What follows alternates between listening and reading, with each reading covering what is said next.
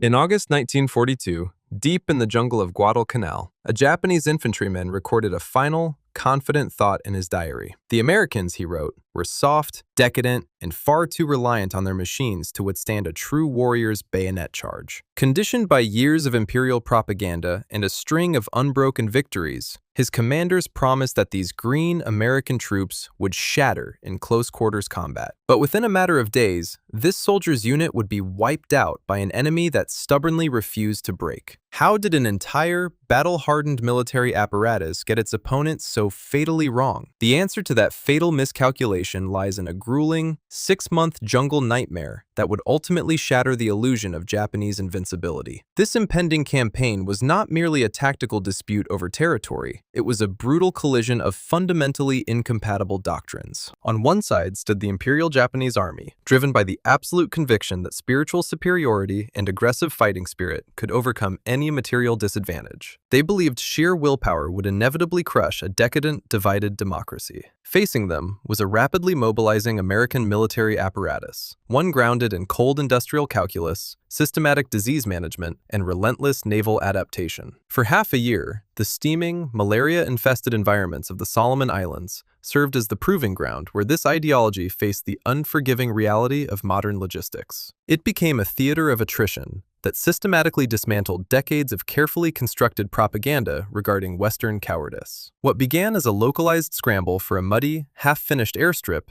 soon escalated into an operational vortex that forced Tokyo to confront a terrifying new reality about the American capacity for industrial war. But to understand how Imperial headquarters walked so blindly into this strategic trap, we must first examine the foundation of their pre-war intelligence, and how a culture of unbroken military triumph engineered its own fatal blind spot. To understand the catastrophic misjudgments made in the late summer of 1942, we have to look at the psychological architecture of the Imperial Japanese Army. By the time the Pacific War began, Japanese military doctrine was fundamentally rooted in the concept of seishin, a belief in absolute spiritual superiority. Through years of nationalist conditioning, army manuals and state propaganda cultivated a rigid conviction that intangible martial spirit would always overcome material and technological disadvantages. In this worldview, democratic societies were inherently flawed and psychologically brittle. The United States, in particular, was analyzed not just as an industrial rival, but as a morally bankrupt consumerist culture. Japanese military literature painted Americans as soft, hyper-individualistic, and utterly incapable of enduring severe physical deprivation or psychological terror. They were seen as businessmen in uniform,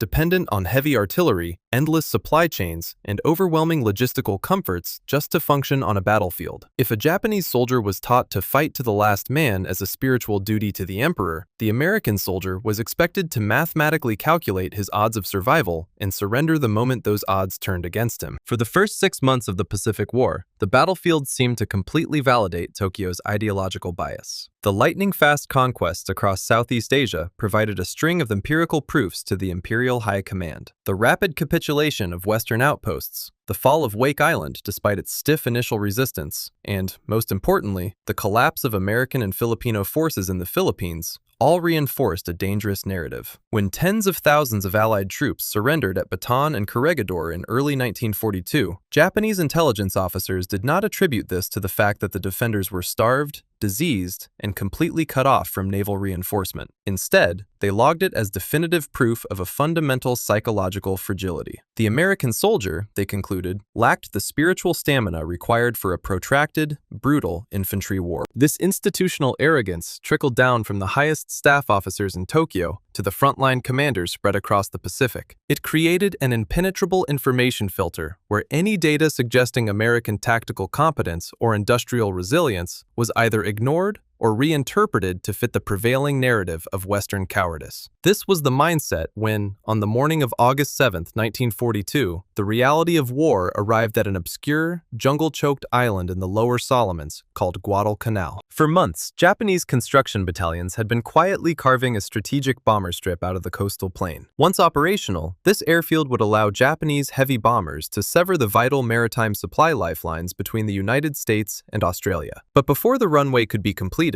an American naval armada materialized off the coast. Without warning, the United States 1st Marine Division stormed the beaches, overwhelming the small Japanese garrison and seizing the unfinished airfield. It was the first major Allied amphibious offensive of the war. Yet, back at the Japanese 17th Army headquarters in Rabaul, roughly 600 miles to the northwest, the reaction was not alarm, but mild irritation. Lieutenant General Harukichi Hyakutake and his staff officers reviewed the fragmented initial reports and fundamentally misread the situation. Driven by their preconceived biases, they assumed this could not possibly be a full-scale invasion. The Americans simply lacked the offensive spirit for such a bold, sustained move. Imperial intelligence estimated that only a few thousand disorganized troops had landed, perhaps a raiding party or a minor reconnaissance in force that would quickly withdraw once they faced genuine resistance. In reality, more than 10,000 heavily armed Marines were already on the island, rapidly digging a defensive perimeter around the captured airstrip. Operating on this fatally flawed intelligence, the 17th Army Command made a decision that would dictate the brutal nature of the coming campaign. They did not mobilize a massive, overwhelming combined arms response. Instead, they assumed that a rapid, aggressive counterattack by a mere fraction of their elite infantry would easily induce a panic-stricken surrender. The task of throwing the Americans back into the sea was handed to a highly experienced infantry regiment, commanded by Colonel Kiyonao Ichiki. Ichiki was a veteran of the fighting in China, a decorated officer who fully embodied the doctrine of unrelenting offensive spirit. His orders were straightforward: land a vanguard force on Guadalcanal, march through the jungle, and immediately assault the American positions. There was no detailed reconnaissance required, no heavy artillery barrage mandated to soften the target, and no complex logistical pipeline established to sustain a protracted siege. The Japanese planners were completely confident that the sudden, terrifying impact of a coordinated nighttime bayonet charge would shatter the brittle psychology of the American defenders. Driven by the need for speed and his own absolute confidence in Japanese spiritual superiority, Colonel Ichiki made a fateful logistical choice. He decided to leave his heavy weapons, his rearguard artillery, and his supply echelons behind, taking only a lightly equipped first echelon of about 900 men. They packed only a few days of rations, working on the assumption that they would simply capture American supplies once the enemy broke and ran. The orders were stamped, and the elite troops boarded a convoy of swift destroyers. As they sailed into the steaming, oppressive darkness of the Solomon Islands, they were expecting a rapid, glorious rout against a soft, undisciplined foe. Instead, this vanguard was marching completely blind toward a heavily fortified industrial meat grinder, a brutal reality check that was about to violently dismantle decades of imperial propaganda and permanently alter the trajectory of the Pacific War. On the night of August 18, 1942, Colonel Ichiki's vanguard of roughly 900 men slipped ashore at Taivu Point, east of the American perimeter. Their objective was the Marine lines anchored along a tidal lagoon known as the Tenaru River. True to the doctrine of unrelenting aggression, Ichiki did not pause for comprehensive reconnaissance or wait for his rear echelons. Believing the enemy would crumble at the first sign of disciplined shock combat, he ordered an immediate nighttime frontal assault. What the Japanese forces were actually marching toward was a meticulously engineered defensive line. Marine engineers had spent 2 weeks fortifying the western bank of the Tenaru. They had strung thick barriers of barbed wire and established overlapping fields of fire using heavy, water-cooled 30 caliber machine guns. Nestled among the palm trees were 37mm anti-tank guns, loaded with specialized canister rounds, munitions packed with steel balls designed to act as massive shotguns. The Americans were not panicking. They were dug into the mud, ready. At 1:30 in the morning, on August 21st, the jungle erupted. In a coordinated display of psychological warfare, Japanese infantry burst from the eastern tree line. Screaming in the dark and charging with fixed bayonets, Ichiki's men poured onto the narrow sandbar blocking the mouth of the river. This was the exact maneuver that had shattered Allied lines across Southeast Asia. According to every manual in Tokyo, the terror of a nighttime bayonet charge would force these green American troops to break and flee. Instead, the Marines held their ground and unleashed a devastating mechanical response. The darkness ignited. In a sustained wall of tracers and artillery fire, the Japanese infantry crashed headlong into the interlocking machine gun fire, their formation snagging on the barbed wire. The 37mm canister rounds swept across the sandbar at point-blank range, halting the charge in its tracks. It It was a stark collision of flesh and offensive spirit against cold, lethal, industrial discipline. Conditioned never to surrender, Ichiki fed wave after wave of his elite veterans onto the sandbar. Each consecutive assault was met with the same mechanical efficiency. The battle raged until dawn, transitioning from a coordinated strike into a desperate operational failure. By the time the sun illuminated the Tenaru, the vanguard of the Ichiki detachment had been completely annihilated. Nearly 800 Japanese soldiers lay dead around the river mouth, including Colonel Ichiki himself. When fragmented reports of this destruction reached the 17th Army headquarters in Rabaul, the initial reaction was sheer disbelief. An elite detachment had been erased in a single night by an enemy they considered psychologically frail. The shockwaves rippled all the way to Imperial headquarters in Tokyo. They were forced to realize the Americans on Guadalcanal were not a fleeing raiding party, and they would not run. The foundational assumptions of their military strategy had just fractured, signaling that the rules of this war had radically changed. The destruction of Colonel Ichiki's vanguard on the banks of the Tenaru River was not an isolated tactical anomaly. It was the violent opening chord of a grueling 6-month war of attrition. The swift, decisive victory that Imperial headquarters had confidently predicted evaporated overnight, replaced by a strategic nightmare for which the Japanese military was fundamentally unprepared. For years, their operational doctrine had prized rapid maneuver, aggressive shock combat, and quick resolutions. They were trained to overwhelm an enemy, dictate the pace of battle, and move on. But Guadalcanal refused to conform to this blueprint. The island itself was roughly 90 miles long, dominated by jagged volcanic peaks and choked by some of the most impenetrable rainforest on the planet. It was an environment that actively degraded military hardware and human endurance with equal indifference. Torrential downpours turned the coastal plains into bottomless swamps of black mud, slowing movement to a crawl. The dense canopy trapped the equatorial heat, creating a suffocating greenhouse where temperatures routinely soared past 100 degrees. To fight on Guadalcanal was to fight the island itself, and as August bled into September, the Japanese High Command slowly realized they were trapped in a prolonged, static siege, a type of warfare their doctrine explicitly sought to avoid. Yet the true center of gravity in this emerging campaign was not the jungle, but a single,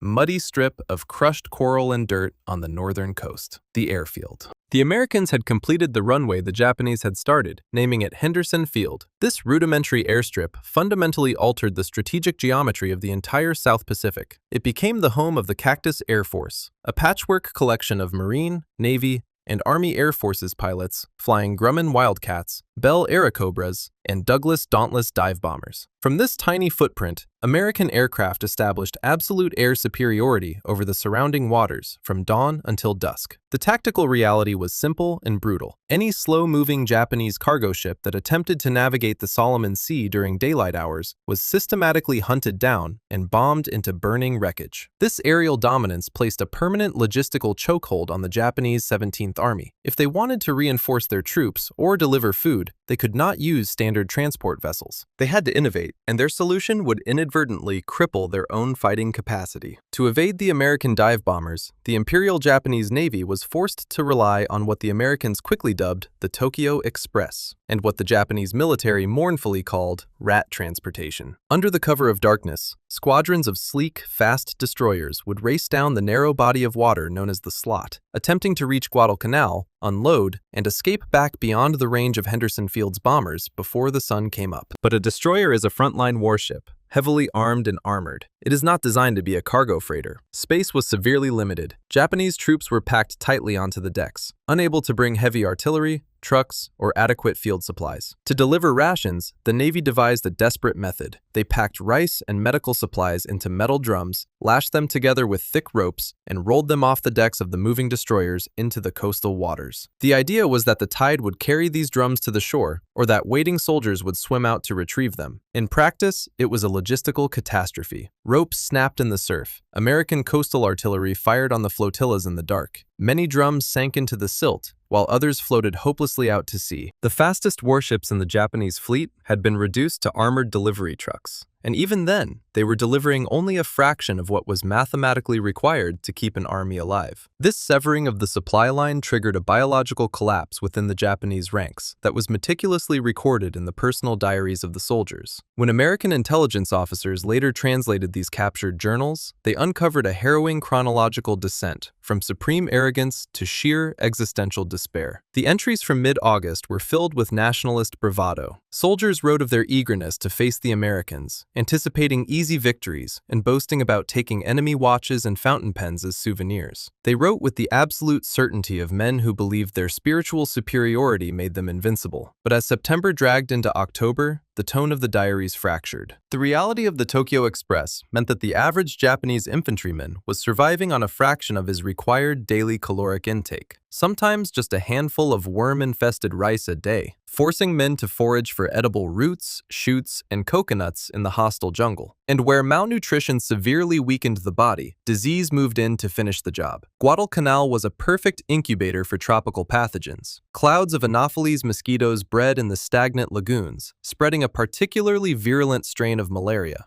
Dysentery tore through the Japanese encampments, compounded by a lack of clean drinking water and the absolute impossibility of maintaining basic field sanitation under constant American naval and aerial bombardment. Beriberi, a severe vitamin deficiency caused by the lack of proper rations, caused men's limbs to swell painfully and their hearts to fail. The diaries reflect this horrific physical deterioration in stark terms. The entries shifted from grand statements about the emperor to a singular, agonizing obsession with food. Soldiers meticulously recorded fever dreams of white rice and fresh fish. One officer noted grimly that men were dropping dead on the jungle trails, not from American bullets, but from sheer biological exhaustion. The doctrine of seishin, the belief that fighting spirit could overcome any obstacle, was colliding with the immovable laws of microbiology. A soldier with 104-degree fever and severe dysentery cannot execute a coordinated bayonet charge, no matter how fiercely he believes in his nation's cause. The Imperial Japanese Army was slowly starving to death in the shadows of the jungle, earning the island a grim new moniker among the rank and file, Gashima, or Starvation Island. Despite this catastrophic degradation of their forces, the Imperial High Command in Tokyo refused to adapt their tactical thinking. Isolated from the realities of the jungle and unwilling to accept that their operational doctrine was fundamentally failing, they demanded a massive, decisive offensive to finally recapture Henderson Field. In late October, they ordered Lieutenant General Masao Maruyama to lead the newly arrived Sendai Division, a prestigious, battle-hardened formation, in a massive, coordinated assault against the American perimeter. But the plan was predicated on the exact same fatal assumptions that had doomed Colonel Ichiki 2 months prior. The Japanese command believed that a surprise, overwhelming infantry charge from an unexpected direction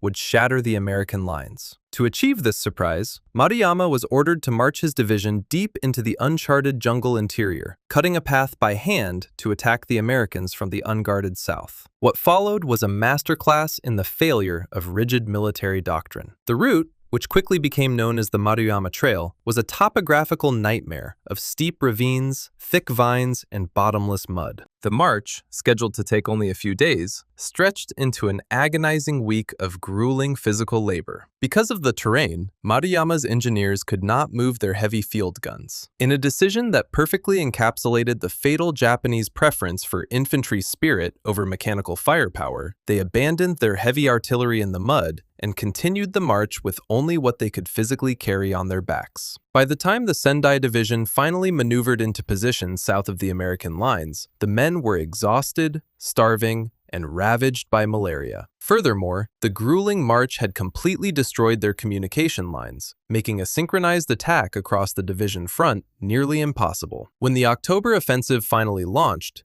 it was not the swift, decisive blow Tokyo had envisioned, but a piecemeal, desperate series of frontal assaults. On the night of October 24th, Japanese infantry poured out of the jungle, charging directly into the southern sector of the American perimeter. They were expecting the Americans to panic in the dark. Instead, they ran headlong into a meticulously prepared, industrialized defense. The United States Marines were deeply entrenched behind endless spools of barbed wire, their positions anchored by heavy, water-cooled .30 caliber machine guns with interlocking fields of fire. More importantly, the Americans possessed what the Japanese had purposefully abandoned: overwhelming, coordinated artillery. As the Japanese charged, American forward observers called in massive, sustained barrages from M2A1 howitzers stationed near the airfield. The sky was artificially illuminated by continuous flare drops, turning the nighttime jungle into a blinding, lethal theater. The Japanese infantry charged with incredible, undeniable bravery, their officers leading from the front with drawn swords. But bravery could not deflect shrapnel. The rigid reliance on the the massed infantry charge fractured completely against modern, layered defensive tactics. The attacks continued for 2 brutal nights, but the result was a catastrophic slaughter. The Sendai Division was decimated, suffering thousands of casualties without ever breaching the runway. The offensive doctrine that had successfully conquered Southeast Asia had broken completely against the anvil of American industrial firepower.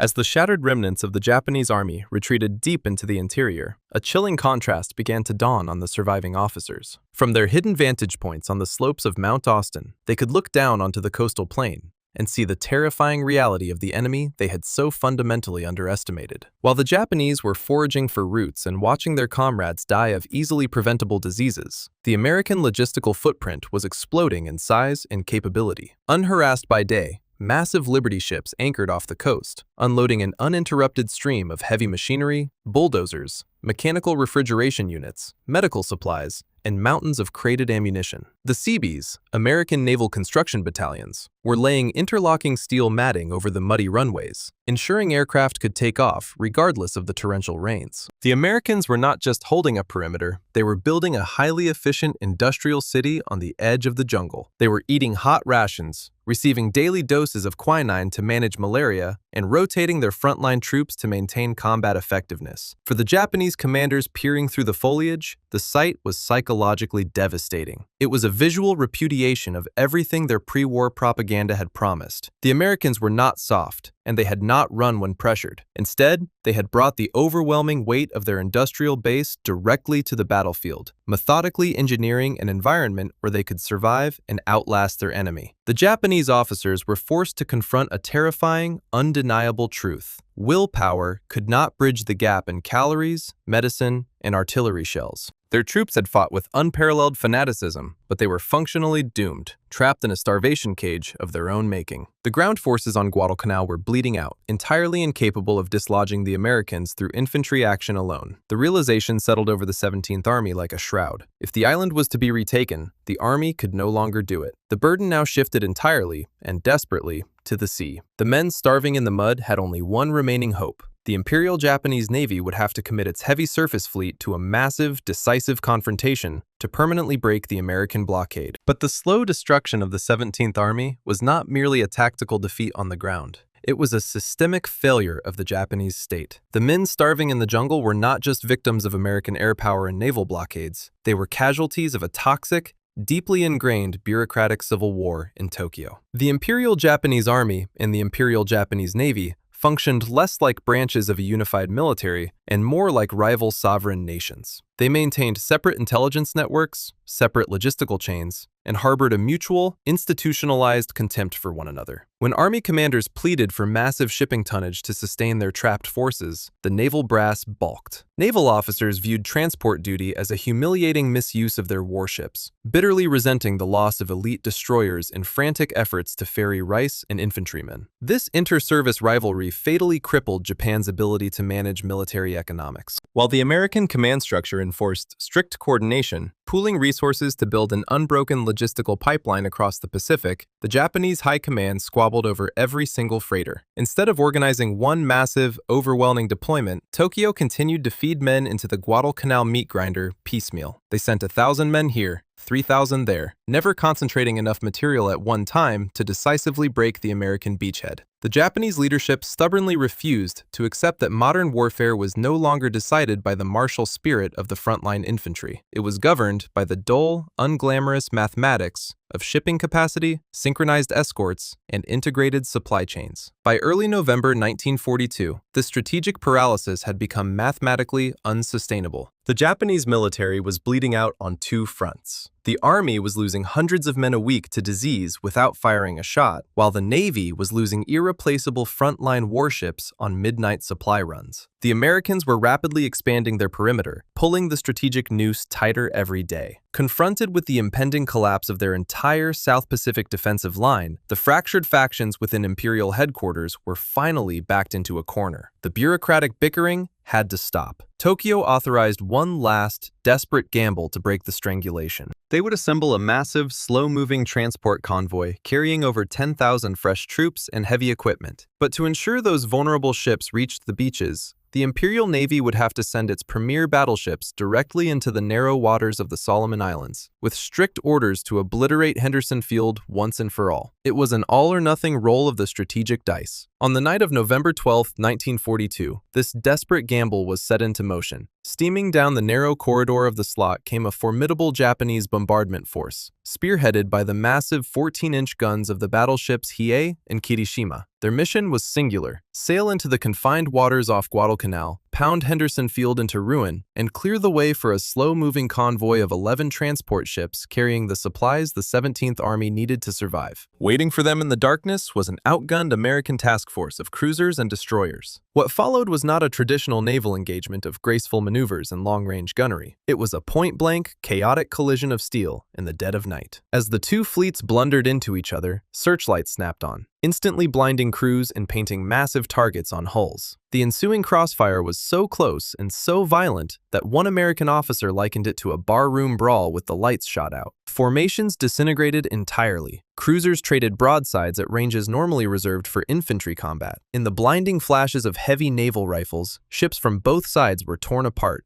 exploding into the dark water. The sheer mechanical violence of the clash crippled the Hiei, leaving the prized battleship a smoking, unsteerable wreck that was mercilessly sunk by American aircraft the following morning. The airfield had survived, but Tokyo was too deeply committed to turn back. 2 nights later, the Japanese Navy returned to finish the job, sending the battleship Kirishima back into the meat grinder. This time, however, she sailed blindly into the tracking radar of the American battleship USS Washington. In minutes, radar-directed 16-inch shells slammed into the Kirishima, shattering her superstructure and sending her to the bottom. The Japanese fleet had failed to neutralize the airfield, and the sun was now rising on the vulnerable transport convoy. As dawn broke on November 15th, American dive bombers launched from the untouched runways of Henderson Field and fell upon the slow-moving Japanese freighters. It was a methodical, unsparing destruction of Imperial shipping capacity. Transports were bombed, strafed, and set ablaze, their holds packed with the food, medicine, and ammunition the 17th Army desperately needed. A few shattered vessels managed to run aground, but American aircraft and artillery relentlessly pounded them into burning hulks before their cargo could be unloaded. As the thick black smoke drifted across the water and settled over the jungle canopy, a profound and terrifying silence descended on the island. The Japanese Navy, having lost 2 irreplaceable battleships and over a dozen vital transport vessels,